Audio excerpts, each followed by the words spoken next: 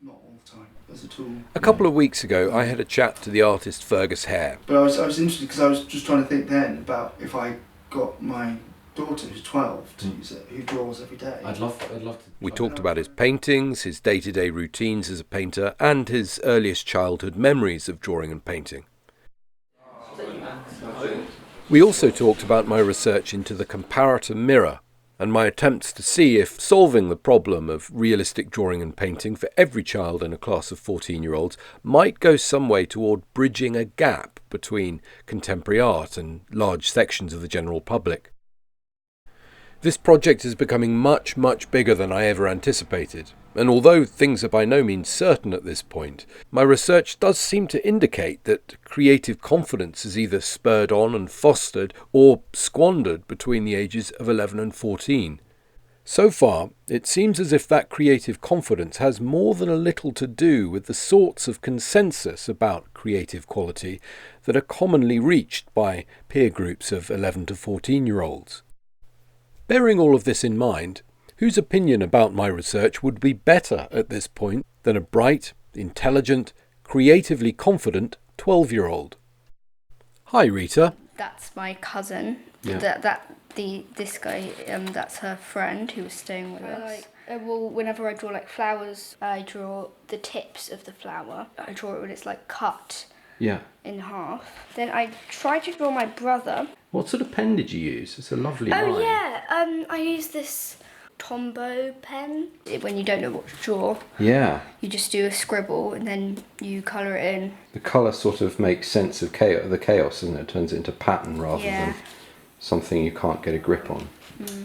So thanks for showing me all your drawings. Yeah, I love sketching and drawing. I do it like every night before bed practically. Yeah. Right. Okay. And do many of your friends at school do that sort of thing? Not really. Yeah, I was quite surprised when I got to secondary school.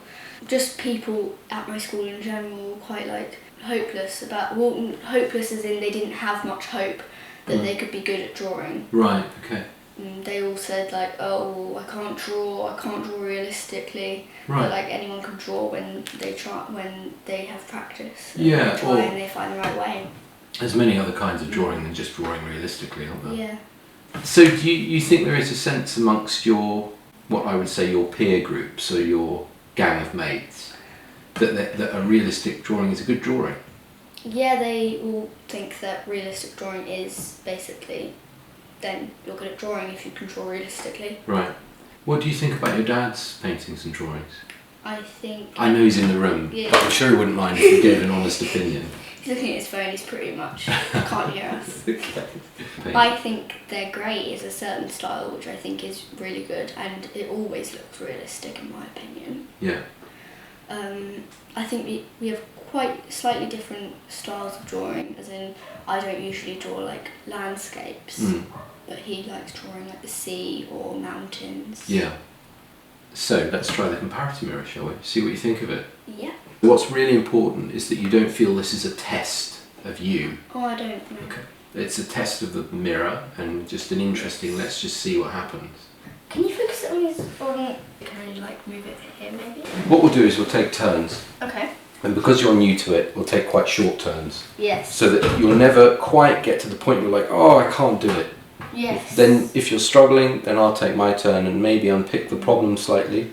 Maybe I'll struggle and you'll unpick the problem because you're just a different brain in the mix. Yeah.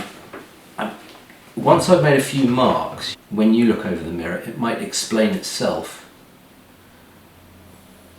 I try to get people to compare what's in the mirror to what's on the surface. Oh, okay. I'm going to paint his left eye and I'm looking in the mirror back and forth, reassuring myself where it is. Yeah, but the good thing is you don't have to look too far, but then when you're just copying a photo's right next to you or up here or something, and then you're copying it down onto paper, you keep on having to looking and then look back at your drawing, and it's just a really hard way to draw because you can never get the exact image.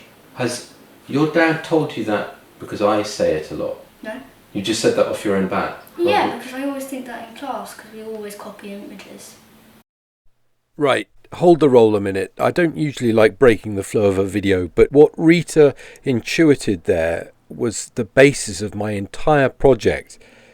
Over about 5 years, many adults, including some professional artists, have struggled to grasp the basic premise at the heart of all of this, that by reducing the distance between seeing the thing you want to paint and painting it, the whole process of observational or comparative drawing and painting becomes more accessible. This means that the really pertinent questions to ask are not whether or not it's possible, but whether or not it's useful, even ethical, to do this sort of thing with painting. Leaving all that aside for the time being, though, Rita, aged 12, has had no problems grasping these principles in just a couple of minutes. Definite food for thought there. In the meantime, well done, Rita. I'm just going to make one more mark. I'm going to allow myself 5 marks each time I take my turn, and you can have as many as you want. Okay, yeah. So have a look and see if what I've done sort of explains itself. Oh yeah. Mm-hmm. Yeah. Because that's his fringe, and that's like the shadow to his eyebrow. Yeah. From his nose. You don't have to do anything for the camera or to impress me. Just see if you can. Yeah, that's it. Just keep seeing if you can unpick it, and use the mirror as your guide, really, as a sort of like an anchor, I suppose. Yeah.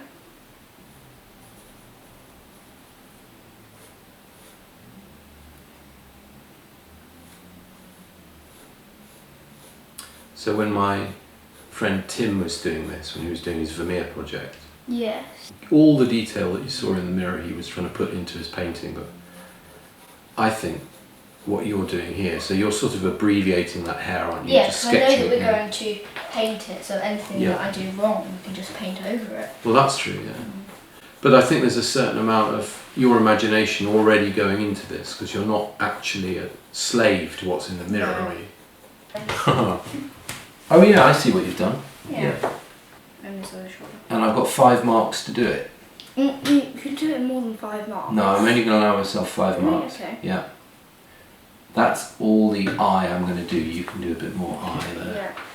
What would you like me to do on the shoulder? Just, I guess, on the other shoulder, just to Oh, I see, yeah. like to shape. Alright, well, Yeah. But I guess it's kind of shadowed, isn't it? I'm going to put in 1 mark, Dark. which is where the t-shirt joins his arm. Okay.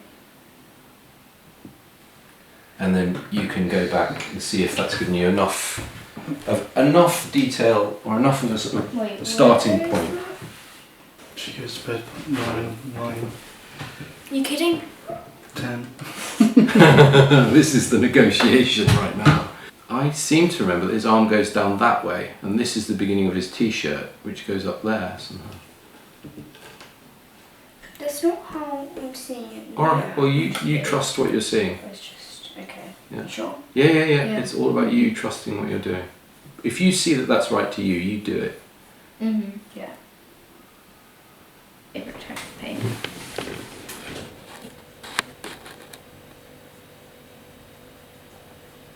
Yeah, that's good, I think. Good in that you're being bold with it, not good as in that it's correct. Oh, yeah. Only you know if it's correct.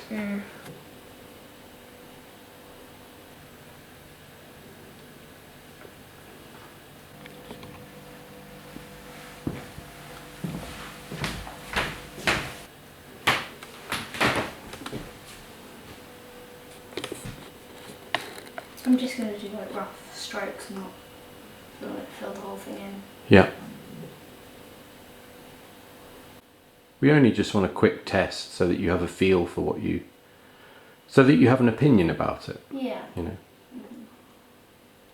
And I always think even if a student makes a really detailed final painting and they're absolutely full of confidence about what they've done, if they haven't had a good conversation whilst they're doing it, it's not really worth it. Really? Well, yeah, I think so. Well, it's about what they've learnt by doing it. Yeah. So maybe they don't have to have had a good conversation, but maybe a good conversation with themselves, if that makes any sense. Are you seeing a shadow here at all, if you look in the mirror? An almost like black underneath shadow. his hair. Yeah. Do you want, before I take my go, do you want to see if you can put that in? Yeah, you can. You have a go. Oh, okay, fine. Just see if you can put in that shadow around there.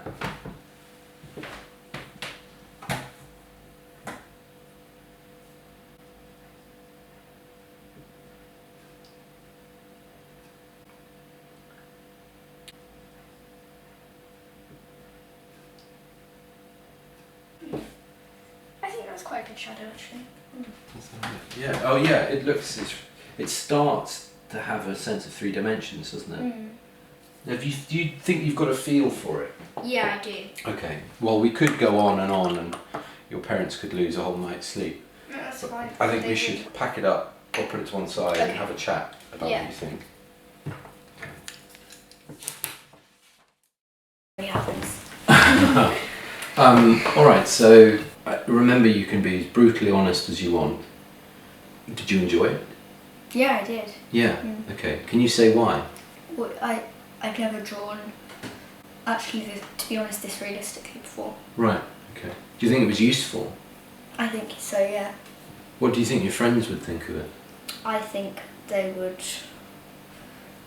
think it would be a really good idea, and I think they'd probably like to do it in their art lessons. Do you think it would be useful though to art lessons if people were doing this sort of thing, or do you think it would be damaging to? No, I think it would be very, very useful, and it would definitely get people more intrigued in the lesson Yeah. and look forward to it more. Right. Okay. Because like you said earlier, realistic painting is one of those things that people want to do. Yeah, people want to do it, but they just give up on it because they think, oh well, there's no way that I'm ever going to be able to do it, Yeah. and that they just think that they can't. But don't you think it might be a bit dangerous if you sort of make it a cheap trick, or so No. you can do it quickly and then it's a bit of a cheat? No, because I don't think it's so that you can do it quickly. I think it's so that you can give them, well, more hope that they can do it. Right. Yes. Okay. And maybe understanding or something. Yeah, definitely. Well, that's good to know. Did you have fun? That's the main thing. Definitely. Yeah. Great. Brilliant. Thank you so much for talking to me and for Right. having a go with it. Okay. Keep hold of this and use it whenever you want to. And if in 6 months you haven't used it at all and it's gathering dust, that's also really interesting. Maybe it gathers dust and you're not interested because you've solved the problems that it seems to solve, or maybe it's just because Yeah. you're sort of, actually after a month or two it seemed quite dull and boring and didn't really hold any interest for you.